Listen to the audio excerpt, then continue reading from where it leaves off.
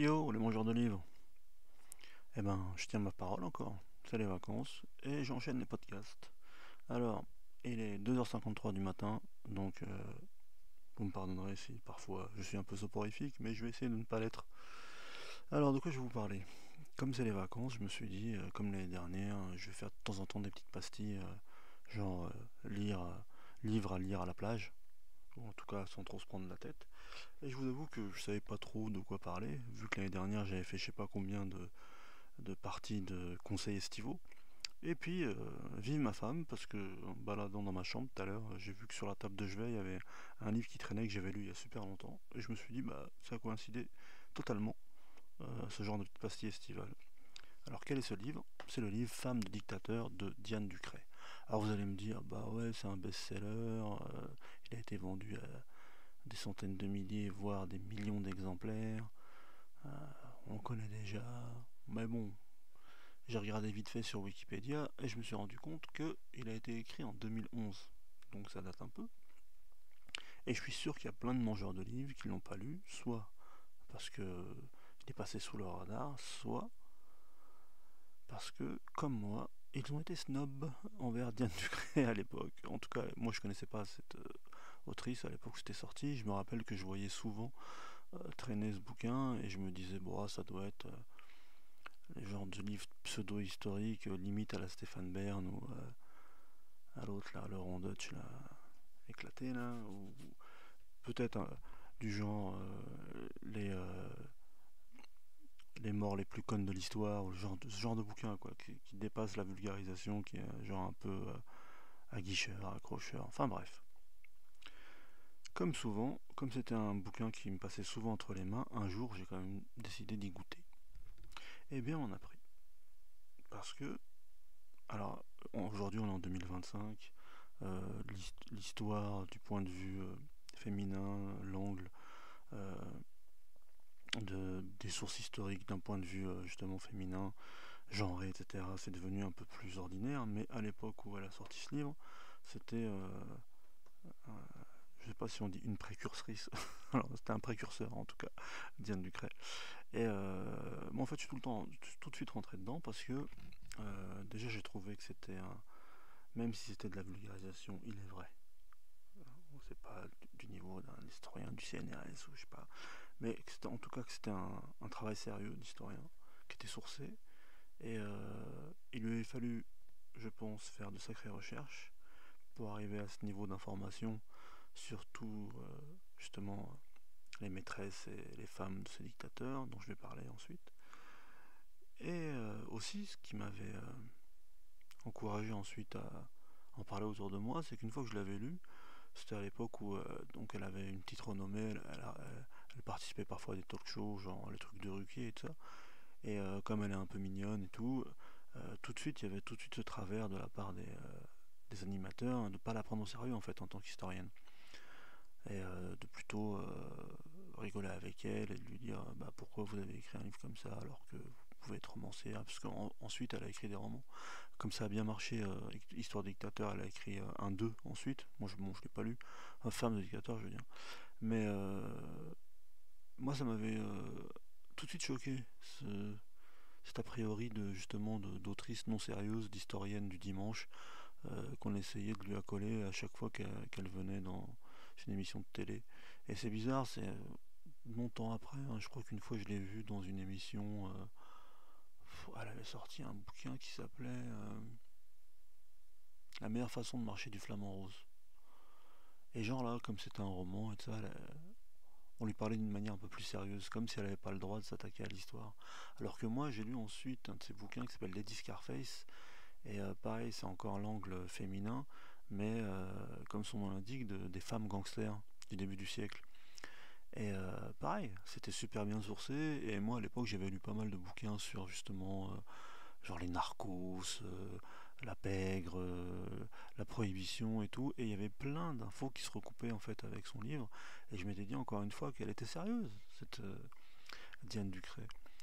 Et pour faire ce petit podcast là, j'ai un petit peu comme d'habitude farfouillé sur le net, et en fait, en lisant sa fiche Wikipédia, je me suis rendu compte que fait, c'est quand même une vraie historienne, parce que elle a passé, bon, après avoir fait Hippocagne, etc., là, elle est partie étudier à Rome et elle a passé une maîtrise d'histoire de la philosophie à la Sorbonne. Et elle a soutenu un mémoire portant sur la modernité scientifique et la pensée du transcendantal chez UCR. Et ensuite un DEA dans la même spécialité en traitant de la mort comme critique de la totalité. Alors vous allez me dire, euh, c'est pas de l'histoire pure, c'est de l'histoire de la philosophie, nanana, mais bon, elle a quand même une formation académique, elle sait où chercher, elle sait où trouver des sources, et ça se sent vraiment dans ces livres historiques en général, et sur celui-ci en particulier, et c'est pour ça que je voulais en parler, parce que elle a réussi le tour de force de faire de la vraie vulgarisation sur un sujet, encore une fois, qui à l'époque était saugrenu pour plein de gens, et qui n'avait pas été étudié, en tout cas pour le grand public, et à faire en sorte donc que ça se lise comme un roman et facilement. Et donc pour entrer dans le vif du sujet, dans le euh, Femme de dictateur numéro un là, elle parle de Lénine, de Mussolini, de Mao, et moi je me rappelle que justement, comme tout le monde, j'avais une image justement presque viriliste là, de ces dictateurs. On a toujours l'impression que pas que ce sont des grands hommes dans le sens ce sont des grands hommes qui ont fait du bien, mais que ce sont des hommes à poigne, des hommes qui ont réussi en manipulant les masses à fédérer pendant un temps un pays autour d'eux et à les faire suivre aveuglément leur vision fasciste du monde là. Et en fait, elle, comme elle s'attache à nous raconter leur histoire, mais du point de vue de leur mère, leur femme, leur sœur, leur maîtresse, on se rend compte que, en tout cas, à chaque fois pour ce dont elle parle, là, en fait, il n'y avait pas plus faible que ces mecs. Lénine, par exemple, qui était, bon, comme vous le savez, hein, c'est l'initiateur de la révolution russe, et on a l'impression que c'était un grand intellectuel, un meneur d'hommes, qui a réussi par sa rhétorique et ses harangues, finalement, au bout d'un moment, à entraîner tout un peuple derrière lui pour mettre à bas le tsarisme millénaire. Mais on savait qu'il avait été, par exemple, exilé en Sibérie, et tout ça, mais on se rend compte, en fait, c'était un fils à maman. Sa mère et ses sœurs étaient tout le temps derrière lui, là, sans oublier ensuite la femme qu'il a épousée, même quand il était à un moment exilé en Russie, soi-disant dans une espèce de goulag. En vérité, c'était juste une cabane dans les bois, en gros, où il travaillait un peu. Il y a, il y a sa mère qui lui a envoyé des colis tout le temps, il y a sa femme qui l'a rejoint, et ensuite, quand il a fallu qu'il s'exile en Europe, en Suisse, c'était pareil, il vivait au crochet littéralement de toutes les femmes de sa maisonnée. C'est hallucinant de voir le visage de Lénine, mais justement vu euh, par son entourage féminin. En fait, il aurait rien fait sans elle. Et vraiment. Et c'est pas pour faire de la propagande féministe, etc. Mais parce qu'encore une fois, c'est sourcé, elle nous explique. Elle remet pas en cause le parcours politique qu'il a eu, le fait qu'il ait marqué l'histoire, le fait qu'il soit responsable de la révolution russe avec tous ses camarades bolcheviques. Mais l'image qu'on avait de quelqu'un de fort, en fait, on se rend compte qu'il s'est reposé littéralement sur les épaules de toutes les femmes de sa vie. Et moi, je me rappelle, parce que ça commençait par Lénine, je crois qu'il y a Hitler aussi. Mais Hitler, comme on avait dû. Enfin, il y a eu tellement de trucs écrits sur lui que je m'en foutais un peu en fait. C'était avec sa maîtresse là. Bah, comme par hasard, j'ai un trou là, mais ça me reviendra. Mais en tout cas, Lénine, j'étais vraiment surpris de voir qu'il y avait un biais, une telle faiblesse en lui. Et ensuite, elle nous parle de Mussolini. Et Mussolini, c'est pareil, surtout lui, pareil, il avait vraiment joué sur le culte de la personnalité, de montrer que c'était un homme fort, le sport, le physique, espèce de ce retour là, à l'Empire romain presque. Et à un moment, elle nous explique que le moment où vraiment il a fallu qu'il accède au pouvoir, le moment où il a voulu prendre le pouvoir, il s'est presque enfui en fait. Il a presque reculé. Et il y avait une de ses maîtresses qui était une aristocrate italienne. En fait, littéralement, elle lui a mis un coup de pied au cul la veille pour qu'il se sauve pas. Alors le grand fort étalon italien, là, s'il n'y avait pas eu une femme à ce moment-là vraiment pour le driver, il serait sans doute enfui. À un moment donné, il y a eu un gouffre qui s'est ouvert devant lui, il s'est rendu compte peut-être de ce qu'il attendait ou de l'ampleur de la tâche à laquelle il allait s'atteler et en fait il voulait pas.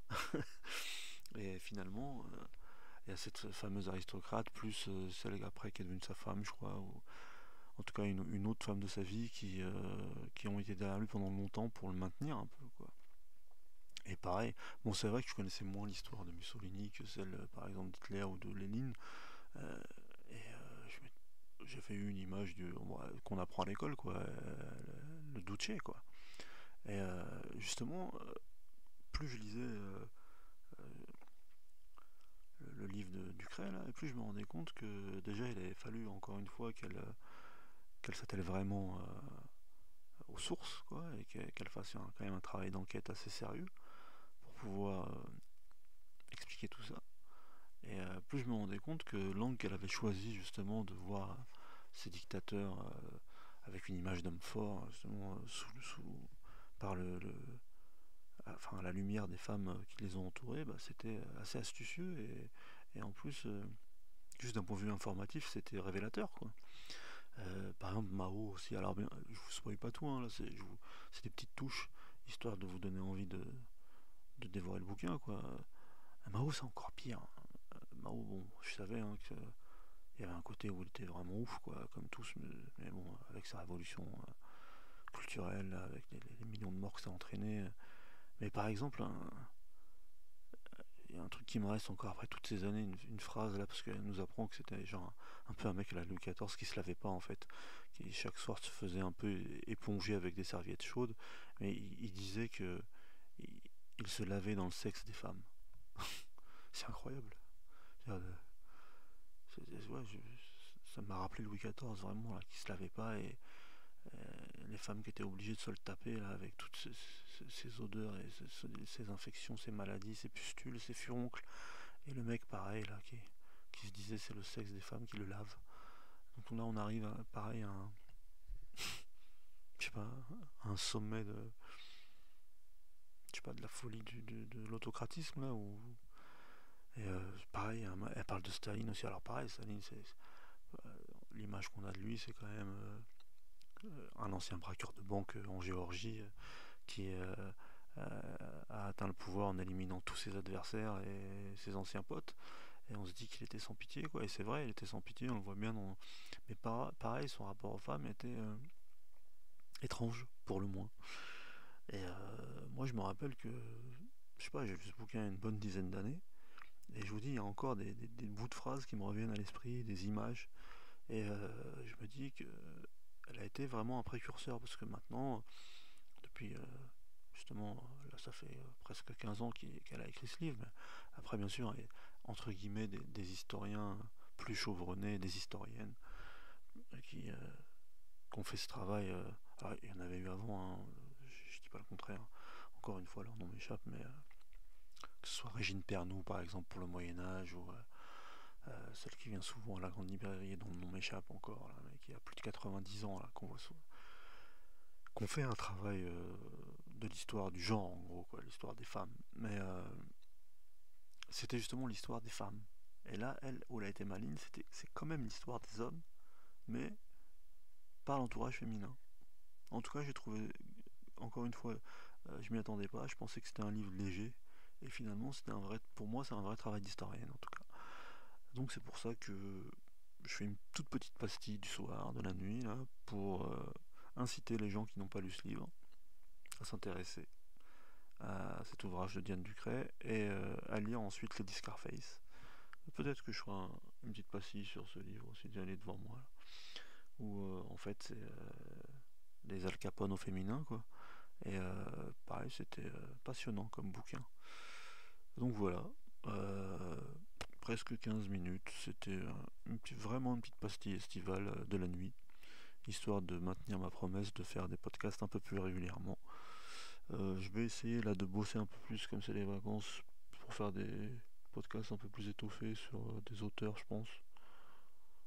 Et je reviendrai vite, les mangeurs de livres. Et si ça vous a plu, encore une fois, faites tourner le podcast, faites monter le podcast, et qu'on soit des millions, hein, à surfer sur les ondes et à manger des livres.